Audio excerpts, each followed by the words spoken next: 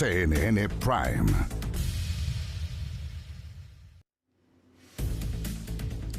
Hola, ¿cómo están? Muy buenas noches, bienvenidas, bienvenidos a CNN Prime lunes. Es lunes también de Tolerancia Cero. Vamos a tener a las 9 de la noche un adelanto y ya a partir de esa hora en digital y luego en Tolerancia Cero la entrevista concedida por el ministro de Hacienda Jorge Quirós.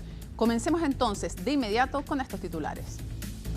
Una serie de medidas administrativas y legislativas va a impulsar el gobierno para enfrentar el alza de los combustibles a raíz de la guerra en Irán. Los anuncios específicos los hará el ministro de Hacienda esta noche en entrevista con Tolerancia Cero. Desde la oposición acusaron un bencinazo, mientras que el oficialismo se comprometió a modificar las tablas del Senado y la Cámara para aprobar los proyectos de manera express. La Contraloría General de la República detectó que 910 funcionarios gastaron casi 11.500 millones de pesos en casinos de juego, aunque tenían prohibición legal de apostar. Entre los involucrados hay miembros de Impuestos Internos, de la Tesorería General, de Carabineros, la PDI y la FACH, cuyas sumas apostadas no se condicen con el nivel de sus remuneraciones. Yo no tengo rencillas con nadie. Con esas palabras se refirió la ministra de Seguridad Pública, Trinidad Steiner, a la remoción de la subdirectora de Inteligencia de la PDI, Consuelo Peña. Además, la autoridad afirmó que está ejerciendo sus facultades al pedir explicaciones por el cambio de todo un equipo que investigaba el denominado Clan Chen en Iquique.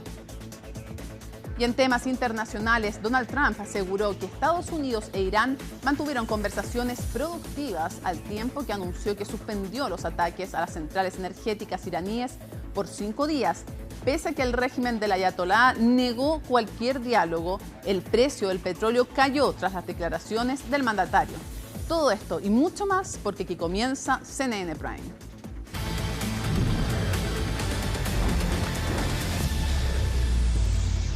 En algunos momentos, el ministro de Hacienda, Jorge Quirós, va a detallar los cambios que se van a realizar al mecanismo de estabilización de precios de los combustibles con el fin de hacer frente al impacto del alza en las bencinas por el conflicto en Medio Oriente. Natalia Muñoz nos cuenta. Presidente, buen día. Con el MEPCO, presidente. Lo van a conocer oportunamente. Alta expectación por el anuncio de modificaciones al MEPCO. Rediseño de este instrumento que, según los adelantos, busca entregar sostenibilidad fiscal y corregir distorsiones de precios, pero con un efecto inmediato para los consumidores, una fuerte alza en los combustibles. El MEPCO no puede eliminarse, ¿ya? El mecanismo de estabilización de precios cumple una finalidad que es amortiguar el impacto de estos precios internacionales. Por lo tanto, lo que está viendo el gobierno es cómo lo potencia, cómo lo reformula. Hay evidentemente que una preocupación particular por el precio del transporte público y por el precio de los combustibles domésticos, por decirlo de alguna manera, en particular la parafina, pero no quiero ser yo quien adelante noticias que el ministro va a dar y que la va a dar también de manera muy detallada, precisamente para que se vea como el paquete completo que es. Paquete de medidas que se divide bajo 2 vías, decretos presidenciales y proyectos de ley de mitigación para ciertos grupos como transporte público y de carga. Y tenemos confianza de que tanto las administrativas como las legislativas, que no van a tener que pasar por el Congreso mañana y pasado, van a traerle un alivio a los chilenos frente a estas 2 crisis.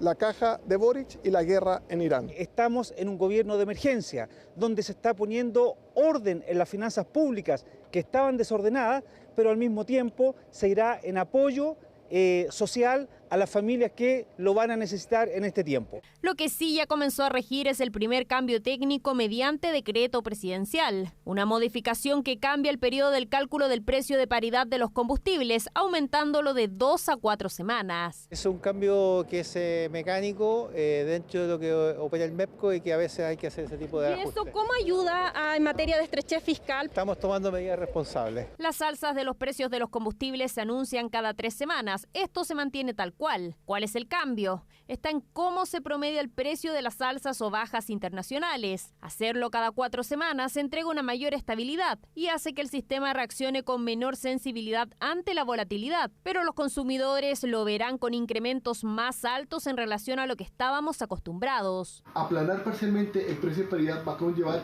que en la práctica el subsidio que se va a otorgar para esta semana y presumiblemente de 3 semanas más va a ser menor respecto al escenario previo que teníamos solamente 2 semanas para el cálculo del precio de paridad. Por lo tanto, las implicaciones es que para el consumidor final va a haber un coeficiente de traspaso un poco más alto eventualmente esta semana y en 3 semanas más respecto al escenario si no se hubiese dado el cambio. Y al ya estar publicado el decreto en el Diario Oficial, el fuerte aumento de precio lo veremos a partir de este jueves. Se pretenda gobernar por decreto significa que toda la responsabilidad en el caso del MEP es del gobierno. Aquí no se comparte la responsabilidad con los sectores representados en el Congreso, porque toda la responsabilidad la asume el gobierno. Me sorprende que siquiera se insinúe la posibilidad de que se le reduzca el fondo al NEPCO. Creo que ningún gobierno había llegado tan lejos y lo único que perderían con eso serían las chilenas y chilenos. Creo que este es un benzinazo para la clase media, es principalmente una medida que no se resuelve solamente con focalización, porque ustedes bien saben, los combustibles afectan a la canasta básica diaria de las familias. Nosotros tuvimos una situación muy similar en el gobierno del presidente Boric, donde con la guerra de Ucrania se dispararon los precios y ahí tuvimos responsabilidad con las familias y con Chile. Modificaciones al mecanismo de estabilización de precios de los combustibles, que según palabras del titular de Hacienda estaría implicando un gasto de cerca de $200 millones semanales, producto del alza de los combustibles por la guerra en el Medio Oriente. En 55 minutos más ya va a estar disponible en nuestro sitio web y luego en Tolerancia Cero lo podrán ver en pantalla la entrevista que le realizamos y con las medidas en concreto, cuánto suben los combustibles, qué medidas paliativas hay en 54 minutos más. Bueno, a principio de año las proyecciones mostraban una inflación más controlada y acercándose a la meta del Banco Central, pero el conflicto en Medio Oriente cambió el escenario. El alza en los precios de los combustibles genera mayores presiones inflacionarias, lo que podría llevar a que el ente emisor mantenga la tasa en su reunión de este martes. Pilar Gutiérrez lo explica. Esperar y observar es la recomendación de economistas para la decisión que deberá tomar este martes el Banco Central. Aunque hace un mes atrás el mercado esperaba un recorte en la tasa de política monetaria, en la última encuesta de expectativas económicas eso cambió. Ahora esperan que se mantenga en 4,5% ante las crecientes presiones inflacionarias. Producto del incremento en el precio del petróleo muy marcado durante el último mes, cerca de 60-70%, hemos visto que las presiones inflacionarias, especialmente en el corto plazo, han subido de manera importante. Eso se ve con especial claridad en el caso de la inflación prevista para el mes de marzo y para el mes de abril. De todas maneras, los impactos de la guerra sobre nuestra economía todavía son inciertos. El conflicto en Medio Oriente se ha extendido más de lo que esperaban los analistas y eso dificulta el escenario económico hacia adelante. Así, el precio del petróleo se ha mantenido en torno a los $100 el barril, lo que empuja al alza los precios del combustible a nivel local, un aumento que se traspasa a otros productos por el impacto en los costos de transporte. El tema de los combustibles afecta todo el quehacer económico de Chile, desde la gran minería hasta una persona que trabaja en Uber. Entonces, esto es un impacto global que puede ser en la economía. Por lo tanto, significa mayor inflación y nos puede afectar en el crecimiento. Significa una alza generalizada de precios en todas las cosas de nuestra economía. Algo distinto a lo que se esperaba a inicios de año, cuando se veía una inflación convergiendo a la meta del 3% que tiene el central. Sin embargo, el recrudecimiento del conflicto internacional cambió el escenario. La última encuesta de operadores financieros evidencia un aumento en la inflación esperada a 12 meses, desde 2,9 a 3,5%. Esa incertidumbre también genera volatilidad en los mercados financieros, presionando también al alza en el precio del dólar. Las cifras de febrero ya nos mostraron que la inflación había llegado a la meta del Banco Central, la que se plantea él en el mediano y largo plazo. Esto es en torno a un 3%. Sin embargo, con los últimos acontecimientos, es probable que veamos un repunte en el corto plazo. Ante estas mayores presiones y la incertidumbre de cómo va a evolucionar el conflicto y sus efectos sobre la economía, los expertos consideran que lo más prudente es que el ente emisor mantenga la tasa en 4,5% en su reunión. Un ex vicepresidente del Banco Central incluso descartaría bajar la tasa durante todo el primer semestre. En las circunstancias actuales, el mensaje de política monetaria es quedarse donde estamos, con la tasa en 4,5% hasta nuevo aviso y descartar en un horizonte del próximo trimestre la posibilidad de bajar la tasa, que siquiera considerar la posibilidad de que la tasa pueda bajar en julio. Yo creo que sería un error de concepto jugar ese riesgo. Hay que quedarse donde estamos, esperar. Lo que uno esperaría es que el Banco Central mantenga una actitud de cautela, esperando todavía ver cuáles van a ser los impactos sobre nuestra economía, sobre la dinámica inflacionaria de lo que viene y por lo tanto frente a eso esperar tener mayor información. Se espera que la decisión de este martes vaya en línea con lo realizado por otros bancos centrales, como la Reserva Federal de Estados Unidos, el Banco Central Europeo y el Banco de Inglaterra, que optaron por mantener sus tasas de política monetaria ante la incertidumbre por la evolución del escenario en Medio Oriente. Diversas críticas generaron las medidas cautelares impuestas por el Juzgado de Garantía de Coronel para los 3 imputados en el naufragio de la lancha Bruma. El tribunal dictó para los acusados firma quincenal, arraigo nacional y la prohibición de comunicarse entre ellos y con la empresa Blumar. Medidas que fueron calificadas de livianas por los familiares de las 7 personas que murieron en el mar luego del impacto del pesquero industrial Cobra. Los detalles con Pablo Figueroa. La obligación de concurrir en forma quincenal a la unidad policial de Carabineros más cercana a su domicilio para firmar el libro de medidas cautelares. Segundo, arraigo nacional, es decir, la prohibición de los imputados de salir del país. Y 3, la prohibición de los imputados de comunicarse entre ellos y con la empresa Blumar S.A. hasta el cierre de la investigación. Casi un año después, este es un nuevo capítulo con consecuencias inmediatas impuestas por la justicia, aparte de las personas investigadas por lo que hoy conocemos como el caso Bruma. La mañana de este lunes, el Juzgado de Garantía de Coronel dictó las medidas cautelares para 3 tripulantes del buque Cobra, imputados por la muerte de los pescadores de la lancha Bruma, tras la colisión ocurrida cerca de la isla Santa María el pasado 30 de marzo de 2025. Pero la gente tiene que entender que aquí estamos frente a un homicidio culposo, lo cual ha sido reconocido incluso por la Fiscalía, por el Ministerio Público.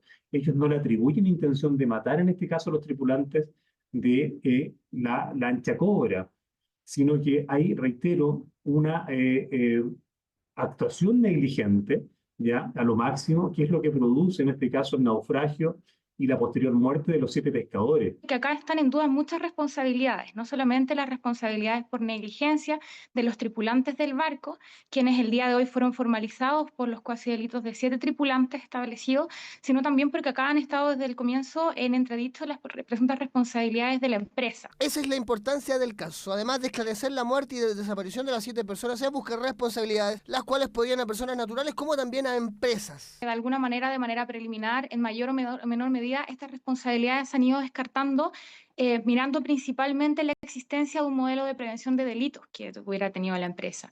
Constando la existencia de este modelo de prevención de delitos, falta uno de los presupuestos que igualmente podría permitir imputar de alguna manera la responsabilidad de la empresa, de acuerdo a lo que se ha entredicho, y por ello el día de hoy no ha sido formalizada la empresa sin perjuicio de lo que más adelante se podría establecer. Y así se ha solicitado tiempo para una investigación que por ahora es por 120 días para un caso que fácilmente podría llegar a durar por más de 2 años. Debemos realizar una serie de pericias que tienen que ver con normas de navegación, que tienen que ver con el estado de ciertas imágenes grabadas, que tienen que ver con el posicionamiento del puente, las distancias y una serie de asuntos que nos van a tomar como entidad, a nosotros como Fiscalía, un tiempo importante.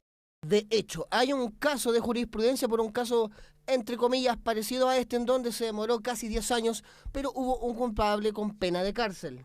En un barco el cual el capitán fue condenado también por cuasi delito de homicidio a 541 días de pena por justamente tener la negligencia en cuanto a las personas que estaban a su cargo y murieron, que eran 5 tripulantes. Así que este caso es del año 1997 y la Corte Suprema, en definitiva, lo confirmó en el año 2008. Un capítulo que cierra con disconformidad para ambas partes, mientras las familias de las personas fallecidas alegan que al menos esperaban arresto domiciliario. Los abogados defensores ya anunciaron que irán a la Corte de Apelaciones ante unas medidas cautelares que encuentran que son excesivas. Todo en un capítulo de tantos, debido a que esta historia judicial por lo menos debería tardar un par de años antes que se cierre el caso. No tengo rencillas con nadie. Con esas palabras, la ministra de Seguridad Pública descartó que la salida de la subjefa de inteligencia de la PDI se debiera a malestares entre ambas. La declaración de Trinidad Steiner llega luego de conocerse el retiro de Consuelo Peña, quien llevaba más de 30 años en la institución y ejercía como la tercera mandamás de la Policía Civil. Los detalles con Macarena Román. Directora de la salida de la subjefa de inteligencia. Fue su primera visita como ministra al Congreso. Allí se le esperaba para participar en la Comisión de Seguridad, pero sobre todo para que respondiera por qué pidió la salida de la subjefa de Inteligencia, Crimen Organizado y Seguridad Migratoria de la PDI, Consuelo Peña. Y no puede ser que una ministra de Estado de uno de los ministerios más importantes del país tome decisiones del corazón, porque si esto en definitiva implica que efectivamente implican rencillas anteriores, esta ministra ha incumplido con la Constitución y la ley y debería dar un paso al costado inmediatamente. Si hay una persona que está haciendo todo minuciosamente analizado es precisamente la ministra Steiner. Debe tener ella conocimiento de cuál es la mejor formulación de la institución. No sé si es que es una recomendación que viene adentro de la institución y la respalda el Ejecutivo. La verdad, sinceramente, ahí falta información. Y justamente esa información que faltaba llegó pasada las 15 horas, cuando la ministra se presentó en la Comisión de Seguridad Ciudadana para exponer los objetivos de la cartera en materia legislativa. Sin embargo, rápidamente llegó la pregunta sobre su decisión. En el oficio reservado número 28 de la señora ministra, fechado el 13 de marzo del 2026, hace relación o refiere de manera específica solicitando, dada la complejidad de investigar referida, involucra a la lista de crimen organizado, que se informe pormenorizadamente respecto de los fundamentos institucionales y hace relación a una causa específica. Fue la propia ministra quien a solo 2 días de asumir pidió a la Brigada Antinarcóticos y contra el Crimen Organizado de la PDI un informe detallado sobre los funcionarios trasladados de zona tras participar en la investigación del denominado Clan Chen. Una solicitud que terminó derivando en el llamado a retiro de Consuelo Peña, en una causa que además se desarrollaba mientras Steinert era fiscal regional de Tarapacá. Esta es una decisión a nivel de la misma institucionalidad. Ella llevaba más de 30 años de servicio, entiendo que 36, si mal no recuerdo, y por lo tanto se hace una reestructuración. ¿Se habla de rencillas anteriores entre ustedes? No, yo no tengo rencilla con nadie. La explicación no dejó conforme a la oposición, quienes aseguraron que acudirán a Contraloría y oficiarán a diversas instituciones para recabar información sobre el tema. Es que enfatizan que no se justifica sacar a quien fue la primera mujer en llegar a una prefectura general de la PDI. Que tiene que ser aclarado porque de lo contrario estaríamos frente a una ministra que utiliza atribuciones, vamos a ver si las tiene, para resolver temas que quedaron pendientes en su gestión como fiscal. Yo no estoy de acuerdo, porque si una ministra de Seguridad no puede hacer una consulta, entonces ¿para qué está el Ministerio de Seguridad?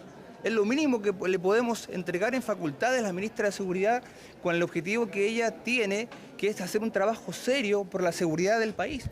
La ministra aseguró que fue una decisión institucional porque fue el director general de la PDI el que la acoge a retiro, pero lo cierto es que la instrucción habría venido desde el Ejecutivo. CNN intentó tener declaración de la Policía Civil, pero no hubo pronunciamiento al respecto. Solo un comunicado publicado con anterioridad donde se confirma que el cargo que ostentaba Peña lo asume el prefecto general Ricardo Gatica. No corresponde que emitamos opiniones o comentarios respecto de decisiones que haya tomado actualmente en ejercicio de su cargo y de sus funciones la ministra de Seguridad, aunque haya sido exfiscal regional con anterioridad. Por lo tanto, ruego que me excusen si omito de emitir opiniones.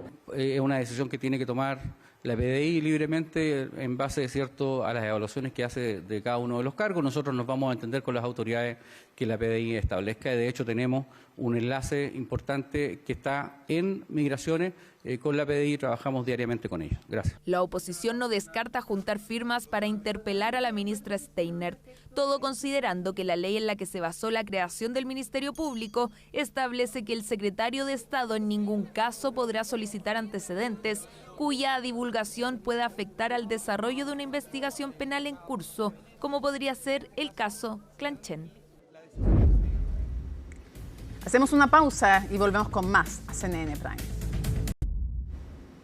A menos de 2 semanas de instalado en La Moneda, el oficialismo comienza a mostrar matices dentro del gobierno de José Antonio Kast. Esta vez fue Renovación Nacional la que abrió una discusión por decisiones como la gratuidad, las 40 horas y la estrategia comunicacional del Ejecutivo. Aunque en el sector buscan bajarle el perfil, el episodio volvió a poner sobre la mesa cómo se ordena la convivencia política en la nueva coalición. Colomba Eijols con los detalles.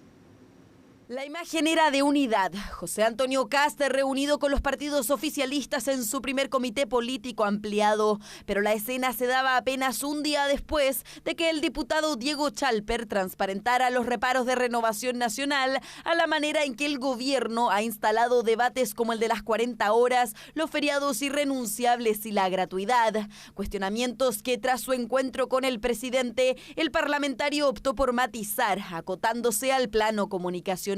Cuando usted recibe un país con las tasas de homicidio que nos deja el gobierno del presidente Boric, con el déficit fiscal con el que nos deja el presidente Boric, un país en esas circunstancias requiere de ir comunicando claramente cuáles son las medidas que vamos a tomar en cada uno de los puntos y por lo tanto lo único que hay es un llamado a que todos, incluyéndome a mí por supuesto, seamos muy activos y proactivos en explicarle al país qué se va a hacer. Una bajada comunicacional que ha recaído en buena parte en la ministra vocera Mara Cedini, a quien Chalper emplazó a imprimir mayor velocidad frente a la cantidad de frentes abiertos por el Ejecutivo.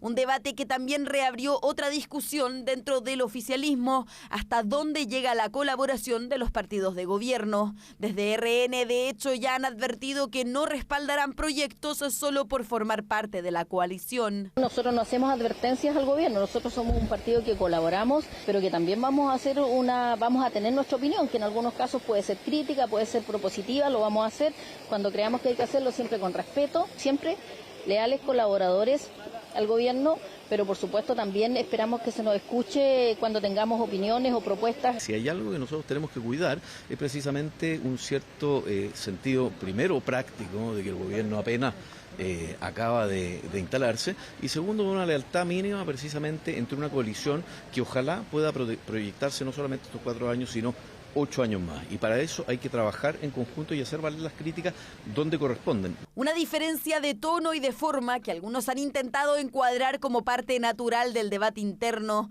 mientras otros advierten el riesgo de que esos matices terminen convirtiéndose en fuego amigo. Una tesis que desde el Partido Republicano, Arturo Esquella buscó desdramatizar. Yo no veo fuego amigo en eso, yo veo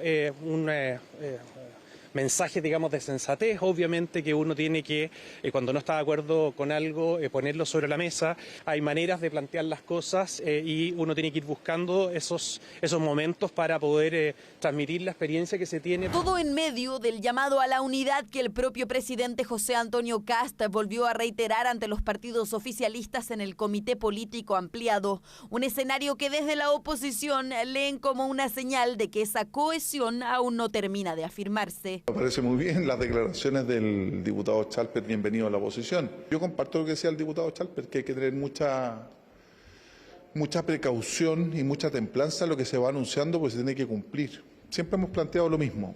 Las expectativas de la ciudadanía son directamente proporcionales al grado de frustración que se produce cuando no se cumplen. Esto es un gobierno que es distinto a otros gobiernos de coalición.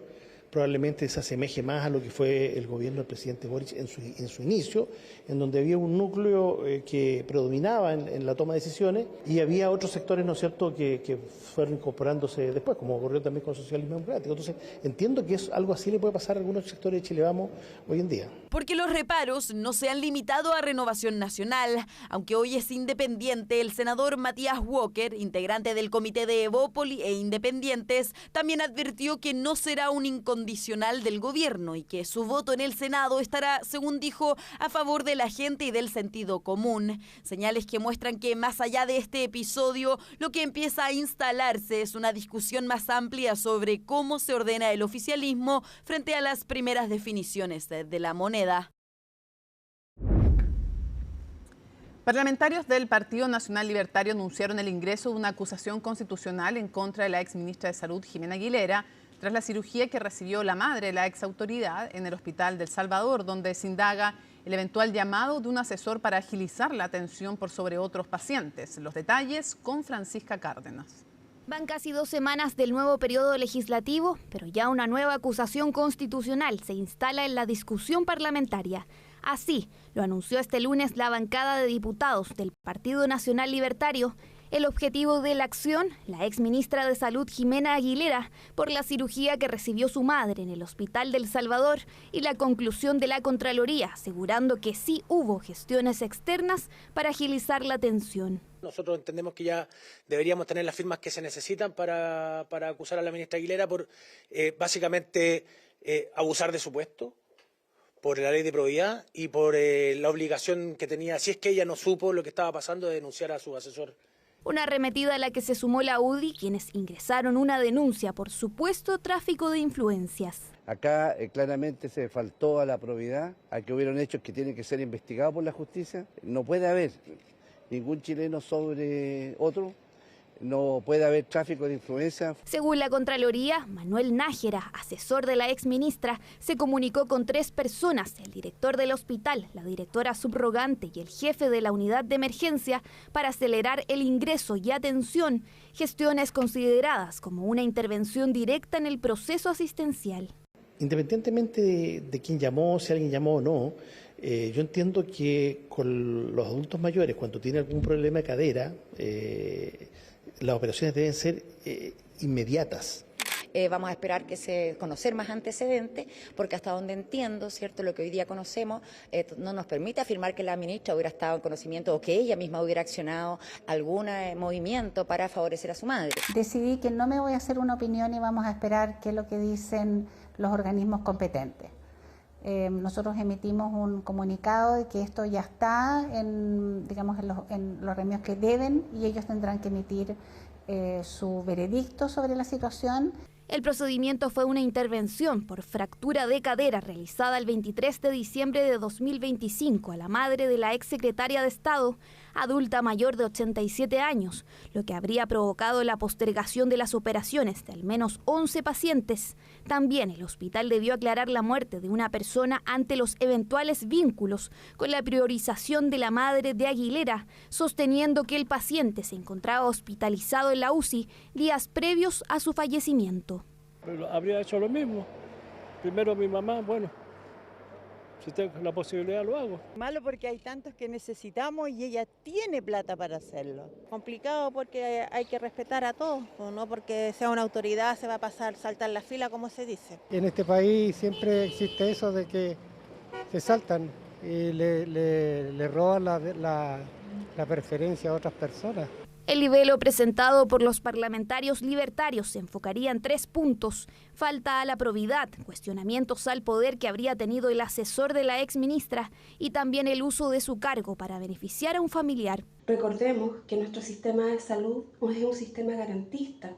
Es por eso que las garantías explícitas en salud señalan que uno de los principios básicos que rige el sistema es la equidad. Para poder acusar a una exautoridad se tiene un periodo de 3 meses tras dejar el cargo. Ahora, quienes encabezan la presentación de esta acción deberán convocar y reunir los respaldos necesarios en los demás partidos de oposición. La Contraloría detectó que 910 funcionarios gastaron casi 11.500 millones de pesos en casinos de juego pese a tener prohibición legal de apostar. Entre los involucrados hay integrantes de organismos como Impuestos Internos, Tesorería General de la República, Carabineros, PDI y la FACH. El informe es de Juan Cristóbal Cható. 910 funcionarios públicos con expresa prohibición de hacerlo transaron más de 11.000 millones de pesos en juegos de azar entre enero de 2024 y junio de 2025.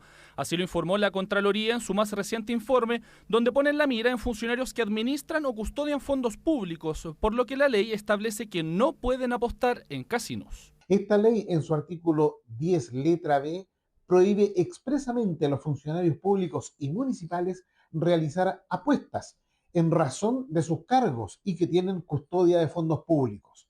Por lo tanto, la persona que apostó está incurriendo en esta prohibición y por lo tanto puede ser sancionado en primer lugar con la suspensión de su cargo, con la destitución de su cargo y una multa que puede llegar a más de 1 millón de pesos.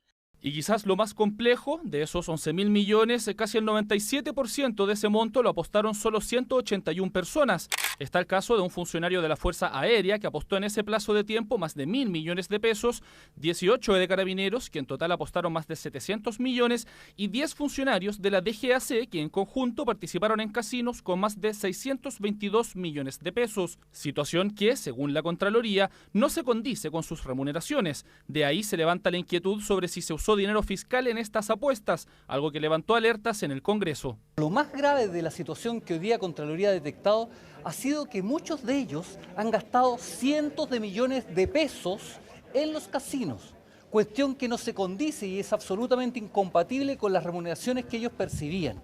Por lo tanto, creo que aquí la arista más importante, independientemente de los órdenes de sumario que se van a desarrollar, es que expliquen de dónde sacaron esos recursos. Si la autorregulación no funciona y si los controles de los propios servicios no funcionan, bien que se haga a través de la Contraloría. Hay prohibición expresa de quienes manejan dinero directamente acercarse a los casinos de juego.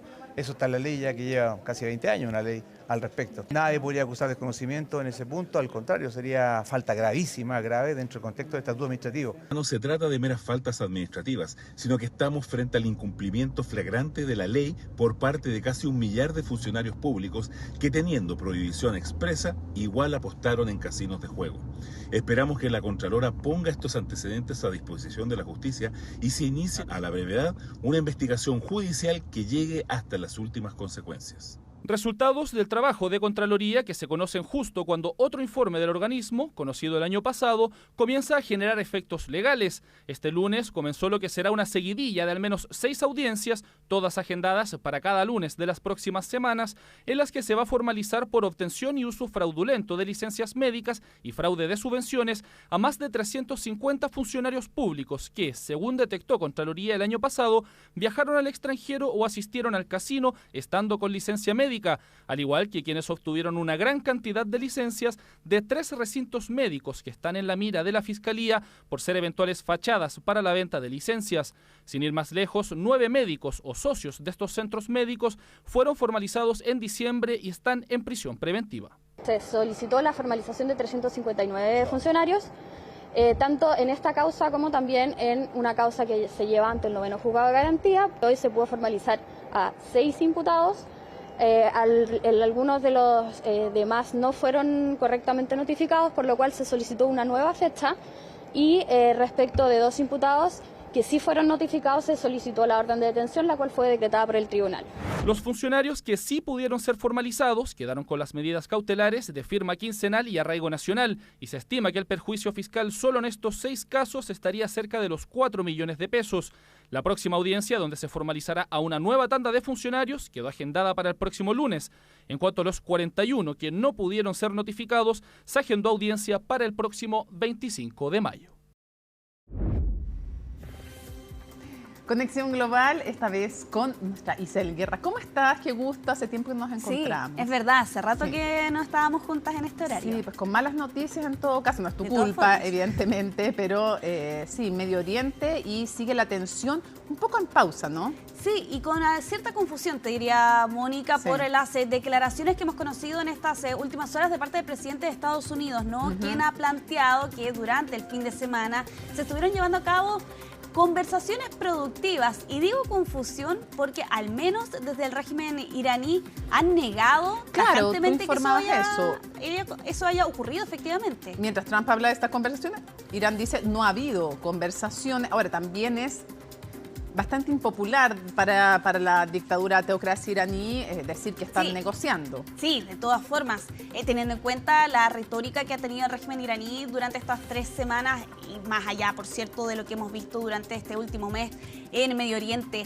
Lo cierto también, Mónica, es que es bastante llamativo teniendo en cuenta que hace 2 semanas atrás Donald Trump hacía alusión a que básicamente se había conseguido que esta ofensiva estuviera casi terminada cuando también el precio del petróleo superaba la barrera de los $100 y ahora justamente ocurrió esta misma situación. De hecho, estaba revisando a este mismo instante, Bloomberg reporta que el precio del petróleo petróleo Brent, el crudo, está a $99 el barril, bajando esta barrera que habíamos visto se había superado hace algunos días atrás en medio de esta ofensiva. Pero recuperándose respecto de ayer. Exactamente, recuperándose respecto a ayer, pero de todas formas sigue siendo un efecto, el principal efecto que ha dejado las declaraciones del presidente de Estados Unidos. Sí, es bajar la barrera.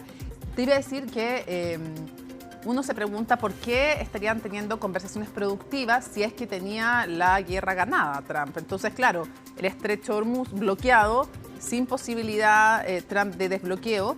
Y que no es solo eso, Isel, tú bien lo has explicado en otras ocasiones, ya nos enfrentamos a una situación que incluso si se desbloquea ahora, en este momento, el estrecho Hormuz, hay daño en la infraestructura petrolera, no solo de Irán, sino de otros países, y gasífera, que hace que esto va a tomar un tiempo y no sabemos cuánto, puede ser un par de años, volver a los precios. Claro, exactamente, ataques que se han visto particularmente esta última semana, y eso llevaba incluso a Donald Trump a hacer este emplazamiento a otros países, ¿no?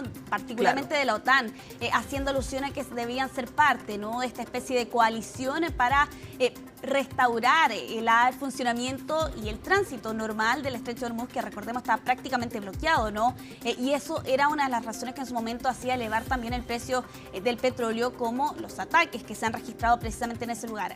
A infraestructura energética, como tú bien señalas, que sin duda ha sido uno de los golpes que ha enfrentado, al menos en infraestructura militar, pero en la isla de Hark particularmente, que es el principal lugar de donde procede el petróleo iraní. Exactamente. Sí, sale por ahí porque tiene aguas profundas y eso le permite que grandes buques puedan acercarse. Ahora, además, con China mirando, representa como el 13% del petróleo que usa el iraní, pero para Irán la exportación a China es como el 90%. Y con Rusia, en el fondo, el único está tranquilo, primero porque se distrae de la guerra en Ucrania y segundo porque ellos son exportadores de petróleo.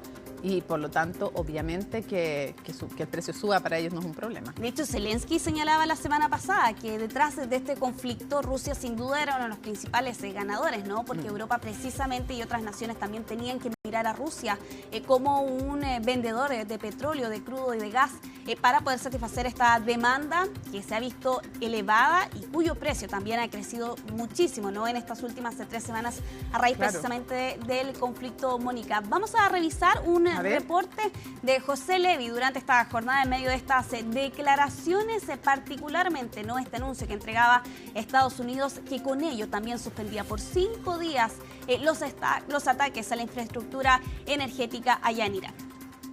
El mundo entero seguía con especial interés este ultimátum de Donald Trump puesto a la República Islámica de Irán para que abriera el estratégico estrecho de Hormuz, por el que pasa una quinta parte de la energía mundial. Pero poco antes de que finalizara este ultimátum esta noche, lo que ocurrió es que Donald Trump anunció de forma sorpresiva que había habido negociaciones secretas que lograron avances importantes. Y esto cuando él afirma que habría un plan de 15 puntos con el que se intenta ahora avanzar, y entonces decidió el prolongar su ultimátum 5 días más para darle una oportunidad a la diplomacia. Él incluso asegura que está en negociaciones con alguien en el interior de Irán, y esto cuando él asegura que se trata de una persona respetada. Pone inclusive el ejemplo de Venezuela con Delcy Rodríguez, y en cualquier caso él asegura que puede ser que relativamente pronto se pueda llegar a la reapertura de este estratégico estrecho de Hormuz. Lo que sí es que de su parte en Irán niegan que haya cualquier tipo de negociación. Eso sí, se desconoce hasta qué punto en Irán existe ahora una sola visión de cuál es la realidad actual. De su parte en Israel, ellos afirman que continúan por ahora con los bombardeos, y lo que dice el primer ministro Benjamin Netanyahu es que él velará por los intereses de su país en cualquier situación. José Levi, Jerusalén. Bueno, lo cierto es que las declaraciones de Trump dejan varios efectos, particularmente en el precio del petróleo que ha caído, ya lo conversábamos anteriormente, pero también con una gran pregunta: ¿con quién entonces está conversando Estados Unidos? Axios, este medio estadounidense, plantea que sería el presidente del Parlamento iraní. Estamos hablando de Mohammad Bagher Kalibaf, quien supuestamente sería entonces el representante iraní con quien estarían llevándose a cabo estas conversaciones, pero hay que tener en cuenta, él también lo negaba durante esta jornada a través de su cuenta de X, lo que plantea, por cierto, una gigantesca interrogante, Mónica. Sí, y si uno hace el balance, cuando uno revisa en países exportadores, el top 5 de los exportadores del petróleo, exportadores, no productores, está primero Arabia Saudita, por lo tanto lo que ocurra es clave también con su infraestructura. Rusia, tercero Estados Unidos, cuarto Irak, quinto Canadá, después viene Emiratos Árabes, Brasil, Noruega, Kuwait, Nigeria y recién en el puesto 12 Irán, pero con una cantidad muy importante. Y cuando hablamos de productores, en ese caso, claro, Estados Unidos está a la cabeza, sí, pero gran parte por su nivel de industrialización y de consumo se va justamente para lo interno. Después Rusia, después Arabia Saudita dentro de los productores. O sea, estamos hablando de actores en juego que son los más grandes productores y exportadores de petróleo. Y que además en el caso de Irán están básicamente controlando lo que significa el flujo por el paso del estrecho de Hormuz. Exactamente. Vamos a avanzar, Mónica, vamos a continuar en nuestra región con esta información que llega desde Colombia y este accidente aéreo que se reportaba durante esta jornada. Un avión de la Fuerza Aérea se estrelló durante este día a eso de las 9:50 de la mañana hora local en el suroeste de la nación sudamericana. Se trata de un Hércules C-130 donde viajaban aproximadamente unas 120 personas y donde hasta este momento no hay una cifra exacta de cuántas personas murieron, teniendo en cuenta, por cierto, las imágenes que están viendo ustedes allí en pantalla, grabadas, por cierto, por los mismos habitantes de la zona que salieron a socorrer a quienes se habían visto involucrados en este accidente aéreo. ¿Por qué digo que es desconocida la cifra? Bueno, hasta este momento solo se ha confirmado una muerte. El presidente Gustavo Petro ha señalado que 83 personas lograron sobrevivir a este accidente, pero hay decenas más que queda la interrogante respecto de cuál es su situación. No se ha explicitado la razón de este accidente, al menos a priori no hay indicios de que haya sido un ataque, pero lo cierto es que se originó un incendio, Mónica, y esto debido a la munición que estaba siendo trasladada en esta aeronave. Allí hemos visto las imágenes de lo que dejó, por cierto, este accidente, y también hay otros registros de personas a bordo de motocicletas que lograban rescatar a personas y las trasladaban precisamente en esos vehículos en medio de un accidente donde también tuvieron que asistir no solo soldados, sino que también la población que estaba en ese lugar. Vamos a revisar parte de las declaraciones que entregaba durante esta jornada el comandante de la Fuerza Aeroespacial de Colombia a raíz de este accidente. Fue un Hércules C-130 de la Fuerza Aeroespacial Colombiana, matrícula 1016. Estaba cubriendo la ruta Puerto Leguízamo-Puerto Asís, transportando un personal de soldados de nuestro Ejército Nacional. 114 pasajeros a bordo y 11 tripulantes. En este momento sabemos que hay 48 heridos que ya han sido rescatados. Es una cifra preliminar. Y todos ellos están en centros asistenciales de Puerto Leguízamo. Cambiamos de tema aquí en Conexión Global en CNN Prime. Lo vamos a hacer con esta información que llega desde Estados Unidos y la presencia de los agentes de ICE en 14 aeropuertos de Estados Unidos. Ustedes recordarán a los agentes de ICE, se han visto involucrados, por cierto, en acciones enredadas migratorias, particularmente lo vimos en la ciudad de Minneapolis con la muerte de 2 estadounidenses y que ahora han sido desplegados en las terminales aéreas estadounidenses debido a la falta de agentes de la TCA que están encargados de la seguridad, pero lo cierto es que precisamente esta figura tan controvertida ha generado todo un debate, incluso varias críticas demócratas a esta acción del presidente de Estados Unidos. Los detalles en el siguiente informe. This isn't even the security line. This is the line to get to the security line. So, might be here a while. Aeropuertos colapsados, filas que parecen no avanzar y la presencia de los agentes del ICE. Ese es el escenario que enfrentaban este lunes miles de pasajeros en Estados Unidos. Un desastre total, es un caos y la gente está perdiendo sus vuelos. Ya he tenido que cambiar la reserva de mi vuelo 2 veces. Un verdadero caos que se arrastra hace días y se debe a la falta de personal del TSA, los mismos que están encargados de la seguridad de los terminales aéreos y que ante el cierre parcial de gobierno, por no lograr un acuerdo en el Congreso, llevan semanas sin recibir sus sueldos y con ello sin asistir a trabajar. Ante eso, Trump determinó que los agentes migratorios fueran desplegados en 14 de los principales aeropuertos. Quiero agradecer a Alice porque intervinieron con tanta contundencia. Lo harán muy bien y si no es suficiente desplegaré a la Guardia Nacional. No vamos a permitir que los demócratas destruyan a nuestro país. Esta gente es la más destructiva y enferma, los demócratas. Estamos aquí para ayudar al pueblo estadounidense a transitar esas filas que duran horas porque los demócratas cerraron el gobierno, porque los demócratas están castigando a los hombres y mujeres de la TSA porque no les gusta el control de la inmigración. Sin embargo, la presencia del ICE ha generado preocupación en algunos pasajeros. Esto tras los polémicos operativos migratorios en Minneapolis, donde murieron 2 ciudadanos estadounidenses en acciones de agentes federales a comienzos de este año. Mi primer pensamiento y creo que mi primera reacción fue: ¿a quién van a tirar al suelo? ¿A quién van a maltratar? Si haces o dices algo malo o incluso si pareces sospechoso, es ese miedo a lo desconocido. Lo último que necesita el pueblo estadounidense es que agentes del ICE, sin entrenamiento, sean desplegados en aeropuertos de todo el país, con el riesgo de maltratarlos o, en algunos casos, asesinarlos. Mientras el ICE se despliega en aeropuertos de todo el país, el problema que originó este trastorno se mantiene, y es que la falta de financiamiento del Departamento de Seguridad Nacional ya muestra sus consecuencias. Más de 400 trabajadores de la TSA han renunciado tras semanas sin recibir sueldo y otros simplemente han dejado de asistir a sus turnos. ¿Por qué deberíamos vernos envueltos en una disputa política entre la gente de Washington? Mientras los aeropuertos continúan colapsados y con la presencia de agentes migratorios, la crisis sigue sin solución. Miles de trabajadores aún no reciben sus salarios y miles de pasajeros más enfrentan las consecuencias de un sistema al límite.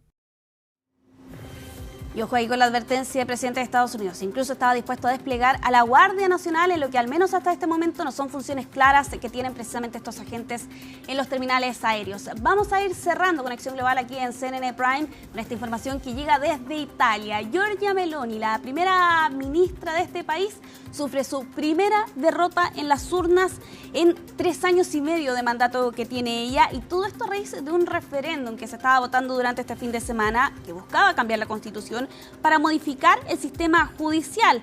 Aquí se plantean 2 opciones particularmente, o se planteaban tras la derrota: la separación de carreras de jueces y fiscales que no podrían intercambiar funciones y la reestructuración del órgano de los magistrados, y que por tanto se iba a llevar a cabo una elección por sorteo. Las críticas apuntaban a que se buscaba un poder excesivo del Ejecutivo. El gobierno apuntaba aquí que en rigor se buscaba aumentar la transparencia. Lo cierto es que esta es la primera derrota. Aquí el no ganó por el 54% y el sí por un 46%, en una participación del 59% por sobre lo previsto. Pero que ojo, Mónica, porque esto es previo a lo que vamos a ver el próximo año en Italia, que son las elecciones nacionales. Meloni ya ha reconocido su derrota, lo hizo durante la tarde, dijo que respetaba la decisión, pero que a su juicio el país perdió una oportunidad. Primera derrota electoral entonces para la primera ministra italiana, después de haber conseguido varias victorias electorales en estos últimos años. Ahí está. Igual vamos a ver qué ocurre en lo siguiente, pero lo que sí ha logrado, lo que nadie había conseguido en Italia, que es estabilidad de todas política. formas. Es una derrota, evidentemente, Sí. y eso no es una buena noticia para ella, pero de una manera pragmática, alguien que se reconoce como de una derecha bien radical, ha sido muchísimo más pragmática. Sí. Se ha negado a entrar a la coalición del presidente Donald Trump, muy diplomáticamente, pero se ha negado, Sí. y ha tenido una postura más pro-europea de lo que muchos hubieran vaticinado. Es cierto. Hay quienes plantean de todas formas, Mónica, que aparentemente negativa en el referéndum, hay quienes lo señalan, habría sido también una especie de portazo a lo que ha sido la gestión de Meloni, pero eso lo dicen algunos analistas. Habrá que ver finalmente si es que eso se comprueba con el próximo año, con las elecciones. Ni las victorias ni las derrotas son permanentes. Es cierto, también. Eso es lo bueno de una y lo malo de otras. Muchas gracias, Giselle. Nos vamos juntas a la pausa y volvemos a CNN Prime. Te ruego, víveme sin más vergüenza. A esta hora ya está disponible en nuestras redes sociales la entrevista completa que van a poder escuchar en Tolerancia Cero a las 10 de la noche. Ya la pueden revisar en nuestras redes sociales. Un pequeño adelanto, entonces, un pequeño adelante de lo que dijo el ministro de Hacienda, Jorge Quirós. Para ser exactos y fieles al cumplimiento de la hora en que podemos emitir esta entrevista, es en algunos segundos más y en concreto se anuncia una fuerte alza tanto en el combustible que usted usa todos los días para movilizarse, como efectivamente 580 pesos en el diésel y en las bencinas alrededor de 370 pesos a partir de este jueves, un alza importantísimo. Escuchemos. ¿Cuánto van a subir? Del orden de, porque no podemos decirlo con precisión a esta altura, pero las gasolinas de 93 octanos va a subir del orden de 370 pesos por litro y el diésel va a subir del orden de 570 a 580 pesos por litro. Eso es lo que van a subir. Es mucho. Es mucho. Me gustaría haber heredado una situación fiscal distinta que me hubiese permitido tomar una medida distinta. Vamos a las medidas. Perdóname, déjame terminar. Me habría encantado heredar otra situación. Pero mi rol como ministro de Hacienda es velar por la hacienda pública, es velar por las finanzas públicas y por el dinero de todos los chilenos. No es ser popular ni es permitir que esta cosa siga como si aquí no hubiese pasado nada. Bueno, eso no va a necesitar tramitación parlamentaria, como tampoco la siguiente medida que les voy a contar de mitigación, que se va a tomar toda la entrevista completa en Tolerancia Cero y ya está disponible en nuestro sitio web. Medida de mitigación va a ser: se congela el transporte público en Santiago y también en regiones. Se congela por todo este año la tarifa. No va a haber alza en el transporte que ustedes usan, transporte público, no la habrá. También se va a retrotraer al precio del verano la benzina. Y además hay una decisión, son varias las medidas, son de hecho 7 medidas que tienen que ver justamente con tratar de paliar el impacto que van teniendo estas alzas que son muy altas. El ministro destacó que era el alza más importante en décadas. Congelamiento del precio del transporte, el precio de la parafina congelado al nivel de febrero. Fórmula espejo también de congelamiento en el transporte en regiones, línea de financiamiento preferencial del Banco Estado para quienes quieran reconvertir sus automóviles, seguridad y dignidad de transportistas en la carretera. También para los taxistas va a haber un subsidio importante. ¿Qué pasa si es que baja el precio del petróleo? Igual queda congelado tanto las bencinas como el petróleo, las parafinas.